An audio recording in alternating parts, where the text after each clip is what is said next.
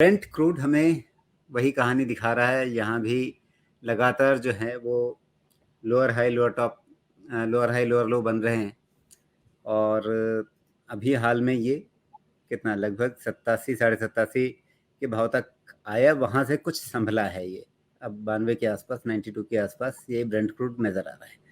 लेकिन जब ये इसमें ट्रेंड नीचे हो चुका है तो फिर आगे क्या, जो हमारी बात हुई थी 80-85, क्या उनकी ओर बढ़ता हुआ अब ये साफ तौर पे दिख रहा है? और उसके हिसाब से हमारे लिए कहानी पॉजिटिव होगी। मतलब ये जितना नीचे जाएगा निफ्टी सेंसेक्स को ऊपर जाने के लिए उतना ज़्यादा और ईंधन मिलेगा। ब्रेंट क्रूड का स्ट्रक्चर अभी भी फ्यूचर बेरिश है। दूसरा, इसका लोअर लो लोअर हाई स्ट्रक्चर में भी कोई चेंज नहीं है। मतलब ये है कि अब जब तक 100 के ऊपर ये भी बंद नहीं होता है ब्रेंट क्रूड, देखिए थोड़ा बहुत तो बाउंस बैक आएगा, बिकॉज कवरिंग भी चलती रहती है इसमें। तो अगर इस बारी हो सकता है 100 के आसपास आएगा, उससे ज़्यादा तो मुझे नहीं लगता कि कुछ उम्मीद इसमें की जा सकती है। आया भी तो भी कोई दिक्कत नहीं है। जो मैं देख के समझ पा रहा हूँ, अब ये शायद 96 के ऊपर ही स्टे करने में इसको दिक्कत हो जाएगी। लेकिन फिर भी ये है कि स्ट्रक्चर वाइज 100 का इसको निगेट करना होगा, जो नहीं सॉरी 103 के आसपास के ऊपर से क्लोज इसको लेना पड़ेगा, तो स्ट्रक्चर निगेट होगा। इस बार चूंकि यहाँ पे हुआ ये है कि 8750 के पास छोटा सा डबल बॉटम बन गया है, मतलब यहाँ से एक शॉर्ट कवरिंग तो ट्रिगर होगी, ये तो मुझे समझ में लगता है कि हो जाएगी। लेकिन शॉर्ट कवरिंग बहुत ज़्यादा ट्रिगर नहीं हो सकती है। 597 के रेंज में एक है, और फिर 100 से 103 के रेंज में उतना भी नहीं जाएगा, नहीं लगता उतना जाएगा।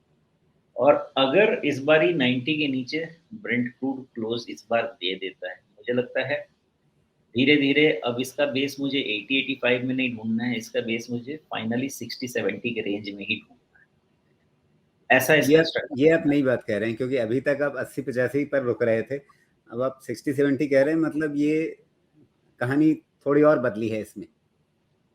कहानी थोड़ी सी लंबी लग रही है मुझे इसमें कि ये स्ट्रेंथ 90 टूटने का मतलब है कि लॉन्ग टर्म बेयर होना चाहिए, और लॉन्ग टर्म बेयर अगर टूट जाएगा तो 80-85 में कुछ सेटिस्फैक्शन तो नहीं मिलेगा, फिर 60-70 वाला रेंज ही ढूंढना पड़ेगा।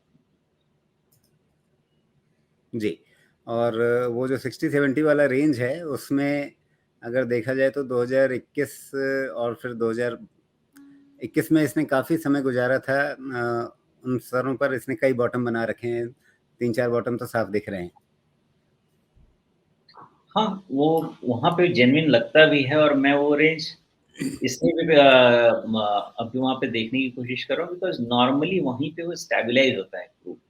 सो 60-70 के रेंज में ना हमें ज़्यादा नुकसान, ना गल्फ वालों को ज़्यादा नुकसान, और ना हमें ज़्यादा फ़ायदा ना उन्हें ज़्यादा फ़ायदा। तो वहाँ पे एक थोड़ा सा बैलेंस बन जाता है इन टर्म्स ऑफ कॉस्ट हमारा भी, और इन terms of cost plus output oil producing countries का।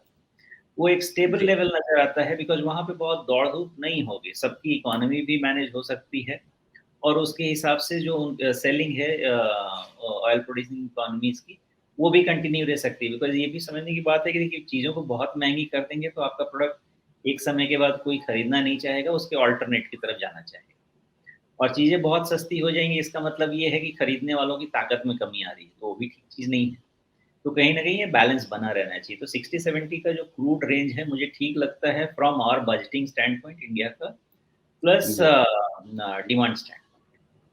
लेकिन अभी तक आप 80 के 85 को भी भारत की इक्विटी के लिए, शेयर बाजार के लिए हमारे काफ़ी पॉजिटिव मान रहे थे। अब अगर 60-70 के बीच का दायरा दिख रहा है, तब तो इसका मतलब है कि मतलब फिर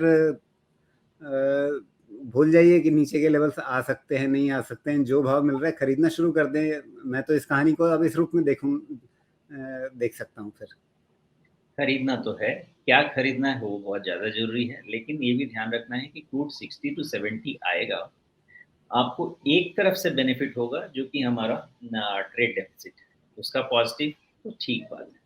लेकिन क्रूड अगर 60-70 आएगा तो इसका मतलब ग्लोबल ट्रेड पे भी तो असर पड़ेगा। तो वहाँ से भी तो हमारे को नेगेटिव असर ही पड़ेगा, तो कहीं न कहीं ये चीज़ बैलेंस आउट होगी। ये बात और है कि हम नेट बेनिफिट में जाएँगे। लेकिन ऐसा नहीं है कि एकदम वन वे नहीं, लेकिन बेनिफिट। उसका मतलब ये होगा कि जो विकसित देश हैं वो कमजोर हो रहे होंगे, चीन भी कमजोर हो रहा होगा, और इसलिए जिनको पैसा लगाना है उनको सिर्फ भारत नजर आएगा, तो जो एफआईआई फ्लो की हम बात कर रहे हैं वो सब इधर आता हुआ नजर आएगा। तो ये तो डबल बेनिफिट हो जाएगा हमारे लिए कि हमारी अर्थव्यवस्था में कच्चे तेल का फायदा और साथ में इन्वेस्टमेंट फ्लो बढ़ता हुआ। मुझे तो ये तस्वीर दिखने लगेगी फिर। नहीं, देखिए, हर ये चीज़ें बैलेंस आउट होती हैं, इतनी आसानी से नहीं होगा। देखिए, सारा वर्ल्ड हमारे तरफ ऑलरेडी आना शुरू हो गया है और यही कारण है कि हम 15 से 18,000 आ चुके हैं, अगेंस्ट द फैक्ट कि यूएस मार्केट अच्छा नहीं कर रहा। एशिया इमर्जिंग इकोनॉमी के इमर्जिंग मार्केट में, फ्री इकोनॉमी मार्केट्स आप छोड़ दें तो ग्लोब का कोई मार्केट अच्छा नहीं कर रहा। बहुत जो मेजर मार्केट्स में कह रहा हूँ। उसके अगेंस्ट हमारे पास पैसा आ रहा है, तो रिलेटिव बेनिफिट में तो हम ऑलरेडी हैं, लेकिन कहीं न कहीं 100% वैल्यूएशन प्ले करेगा कोई भी कंट्री, ज़ीरो वैल्यूएशन पे नहीं जाएगी। At some point in time, even if China की इकोनॉमी स्लो डाउन होगी, यूएस की इकोनॉमी रिसेशन में होगी, यूके की इकोनॉमी रिसेशन में होगी, यूरोप की इकोनॉमी रिसेशन में होगी, लेकिन सम पॉइंट इन टाइम वो वैल्यू इमर्ज होगी। वैल्यू किस टर्म्स में इमर्ज होगी? एक तो जो अभी आपका क्यूटी चल रहा है, मे बी 1 साल में वो क्यूई फिर से हो जाए। ये सब एक ही जगह घूमने वाले साइकिल होते हैं, वो बहुत अलग-अलग नहीं काम करेंगे। तो अगर मैं कह रहा हूँ कि क्रूड 60-70 होगा, उसका बेनिफिट हमको मिलेगा, 100% मिलेगा। लेकिन अगेंस्ट दैट ग्लोबल ट्रेड में हमको लॉस भी होगा, बिकॉज़ ग्लोबल इकोनॉमीज़ को नुकसान है। लेकिन नेट बेनिफिट में रहेंगे, तो नेट बेनिफिट में रहेंगे तो हमको उतना फंड फ्लो मिलेगा, 100% मिलेगा, लेकिन वैल्यूएशन प्ले आउट तो करेगा ना। अभी अगर इमर्जिंग मार्केट इंडेक्स में आप देखें, तो हम ऑलमोस्ट 100% प्रीमियम पे चल रहे हैं against all emerging market economies. और अगर हम 100% प्रीमियम पे चल रहे हैं, मतलब हम, पता नहीं, मुझे तो पता नहीं है, लेकिन 100% मोर देन 2-3 स्टैंडर्ड डिविएशन पे चल रहे होंगे। अगर इतना डिविएशन है, तो कहीं न कहीं रिस्क भी तो बिल्ड हो रहा है। तो सम पॉइंट इन टाइम हम कितना भी अच्छा करेंगे, हमारे जो अगेंस्ट जो इमर्जिंग इकोनॉमी है, वो cheap in terms of valuation हो जाएँगे, जैसा हमारा वैल्यूएशन है। तो वो भी फ़ेवर करेगा उनको। ऐसा मुझे लगता है। तो सिर्फ़ एक तरफ का डायरेक्शन देखने से मुझे नहीं लगता कि हमारे को हम डिसीज़न ले पाएँगे। हमको ये मान के चलना है कि 60-70 क्रूड का हमको एनॉर्मस बेनिफिट मिलेगा। बट ग्लोबल ट्रेंड खराब होने का हमको नुकसान भी थोड़ा झेलना पड़ेगा।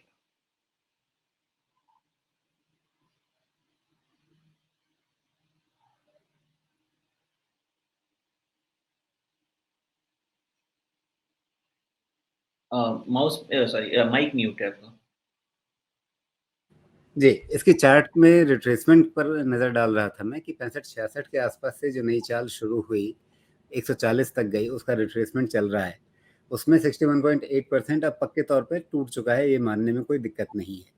शायद इसीलिए इसके ऊपर जाने में ही 93-94 के ऊपर जाने में ही दिक्कत आ रही है। तो क्या ये एक रीज़न है कि अब आप लगभग 100% रिट्रेसमेंट के बारे में इसमें सोच रहे हैं? क्योंकि उसके बीच में जो एक लेवल आता है 78.6%, उसको आप वैसे ही बहुत महत्व देते नहीं हैं रिट्रेसमेंट थ्योरी में, और अ, साथ में अगर मैं पिछले चार्ट को देखूँ तो उस समय कोई मतलब पुराना कोई सपोर्ट नज़र भी नहीं आता है। एक तो ये बिल्कुल करेक्ट फैक्टर है, और दूसरी चीज़, अगर थोड़ा-सा डिटेल में जाके एनालाइज़ करेंगे, तो क्रूड का जो बैलेंसिंग पोज़ीशन रहता है, जहाँ पे सबके लिए विन-विन होता है, वो करंट सर्कमस्टेंसेस के अंडर में 60-70 का रेंज होता है। और मोस्ट ऑफ द ब्रोकरेज का जो आपका प्रेडिक्शन भी आएगा, उसी रेंज में आएगा, बिकॉज़ वो नेट-नेट विन-विन सिचुएशन होगा सबके लिए, सबको थोड़ा-थोड़ा फ़ायदा होगा उस रेंज में। अगर इस रिट्रेसमेंट की बात करें तो 65 ठीक है, लेकिन 65 एक जस्ट बॉटम है, वहाँ पे एग्ज़ैक्ट का तो नहीं कह सकते, लेकिन हाँ, वैल्यू स्टैंड पॉइंट से 60 टू 70 का रेंज जो है, वो ओके लगता है मुझे, उसमें कोई दिक्कत जी, और ये तो इस समय का ताज़ा रिट्रेसमेंट है। अगर मैं इसको सीधे मार्च 2020 के बॉटम से भी निकाल कर के देखूँ इस रिट्रेसमेंट को, तो यहाँ पे क्या कहानी बन रही है, उसमें भी बड़े दिलचस्प ढंग से वही 60 से 70 के बीच में लगभग $63 के आसपास आपका 61.8% रिट्रेसमेंट आता है, जो सबसे मेजर मूव है। लगभग $16 से जो $140 की पूरी चाल बनी थी, ये उसका रिट्रेसमेंट निकालें तो आपका लगभग $63 के आसपास आ रहा है। तो उस हिसाब से भी ये लेवल बिल्कुल मतलब कहा जाए कि एकदम सटीक बैठ रहा है। अल्टीमेटली ये क्या है देखिए, जब भी चाहे वो स्टॉक हो, चाहे इंडेक्स हो, चाहे वो इकोनॉमी हो, जो वैल्यूएशन जो एक्चुअली फंडामेंटल जो देखते हैं, फंडामेंटल किस तरीके से चलता है, जैसे-जैसे आप अच्छा करते जाएँगे, वैसे-वैसे हम टारगेट ऊपर करते जाएँगे। लेकिन कहीं न कहीं वो ओवर फैक्टरिंग हो जाती है। जो क्रूड की ओवर फैक्टरिंग हो रही थी 150, 140, वो सब बड़े स्कैरी सिचुएशन थे। मतलब कि कोई बचेगा नहीं, वैसा वाला सिचुएशन हो जाता है। और जो क्रूड की वो 20, 25 और 15 की फैक्टरिंग होती है, वो भी एक्सट्रीम फैक्टरिंग होती है। ये सब चीज़ें होता तब है जब एक तरफ मूवमेंट शुरू हो जाता है तो एक तरफ ही देखते हैं। हमारा काम होता है उल्टा देखना। एक तरफ ही देखेंगे तो सही नहीं है, दोनों तरफ देखना पड़ेगा हमको। इसलिए मैं कभी भी इस फ़ेवर में नहीं था कि क्रूड 120-25 के ऊपर में 140-50 जाके सस्टेन करेगा। वहाँ पे मुझे लगता नहीं था कि वो लॉजिकल सिचुएशन है, बिकॉज़ सबको नुकसान होगा। जिसका तेल रहेगा वो भी बर्बाद होगा क्योंकि वो खरीदने वाला नहीं होगा, मजबूरी के अलावा। तो अब यहाँ से जब करेक्शन होगा तो करेक्शन में भी प्रिडिक्शन धीरे-धीरे आप देखिएगा आने लगेगा 75, 65, 50, 55 वो सब आने लगेगा, बिकॉज़ वही तरीका ही है फंडामेंटल देखने का। मैं जहाँ तक मैं समझता हूँ इक्विलिब्रियम प्ले करता है और स्टेबिलिटी वैसे जगह पे आती है जो इकोनॉमिक्स कहती है जहाँ पे डिमांड और सप्लाई का बैलेंस मिले। 60 टू 70 आप पूरा हिस्ट्री उठा के कम से कम एटलीस्ट 20-30 साल का देख लीजिए। 60 टू 70 में हमें इक्विलिब्रियम मिलेगा, balance of supply and demand मिलेगा। थोड़ा हो सकता है नीचे जाए, थोड़ा ऊपर रह जाए, लेकिन कहीं न कहीं जो पीस है, जो पीस मिलना है इसको 60 टू 70 के रेंज में ही मिलना है for all to have a win-win situation. हाँ, अब ये रिट्रेसमेंट के हिसाब से हम कह सकते हैं 65 तो 65 में तो 10% का एरर पॉइंट तो लेना पड़ेगा अपने को, तो ऊपर 70 नीचे 60 रफ। जी, बिल्कुल एक ऐसा पॉइंट जहाँ पर टेक्निकल फंडामेंटल दोनों एक दूसरे को कॉम्प्लीमेंट कर रहे हैं।